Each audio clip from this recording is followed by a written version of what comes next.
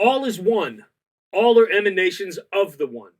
It's a wonderful concept for sure, but how do we relate to it in the mix of our tendency towards double mindedness? What we experience as opposites are difficult to rationally call one and the same. Black and white are shades of color, but we don't consider how our sense of sight relates to the light spectrum. Hot and cold are just temperatures we use to describe things, but we experience them based on taste and sensation. We have likes and dislikes, right? This happens because we tend to only look with our rational minds. Wrapping our heads around Sophia and Logos oscillating in union as one flesh while sensing wisdom at home within our souls is a little bit overwhelming, right? This is why the even bigger concepts of matter existing in a state of resonance, or motion characterized by oscillation between two states, gets even more confusing to the rational mind. So we set ourselves apart from divine union and wander around feeling disconnected from the cosmic oneness we come from. We get caught up in the world of senses and preoccupy our minds with mundane things because we cut ourselves off from our innermost being where rivers of living water flow. Maternal water has called to our souls since we stepped away from divine union. The earliest written scriptures use maternal water as a symbol of the life giving force behind emanation to highlight our singular source. More modern terms like dark energy have replaced the symbolic nature of maternal waters and goddess images of old, but that doesn't mean water has lost its potency. Whether we call it a quantum field or the waters of noon, the search for a grand unification seems to imply our universe was born from a singularity. A river flowed from Eden to water the garden. Outside the garden, it divided into four rivers.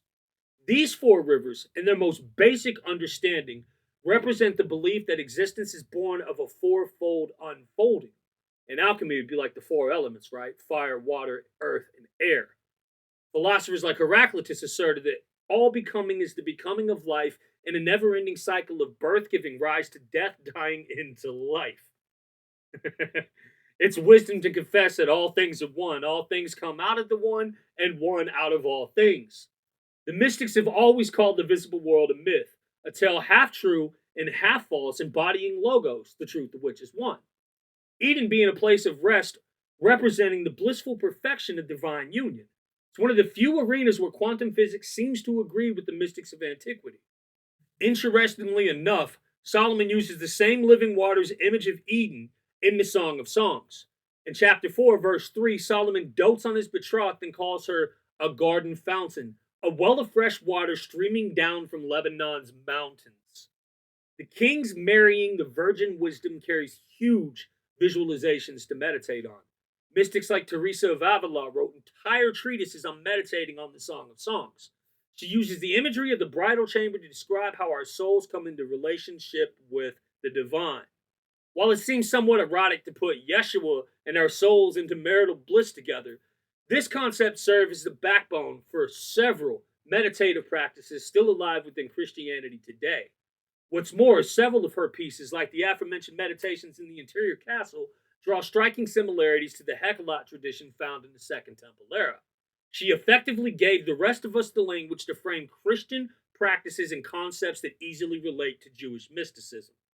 Since we've already established a few allegorical concepts, let's consider why a king would associate his wife to be with the living waters of Eden.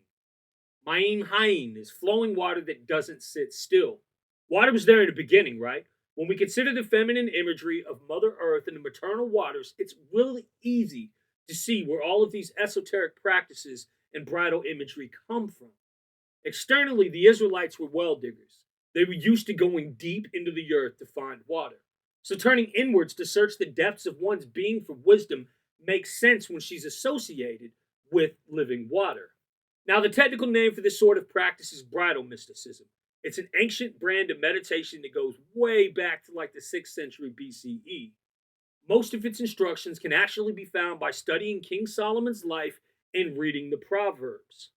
That's one that doesn't exactly transmit digitally, so we aren't going to get too deep into it on here, right? It's just a necessary component of the overall message here. Trust. Understanding how building spiritual churches or inner temples to invite wisdom into is one of the most important things an inward seeker can do. All right, I want to keep this one brief because it's foundational.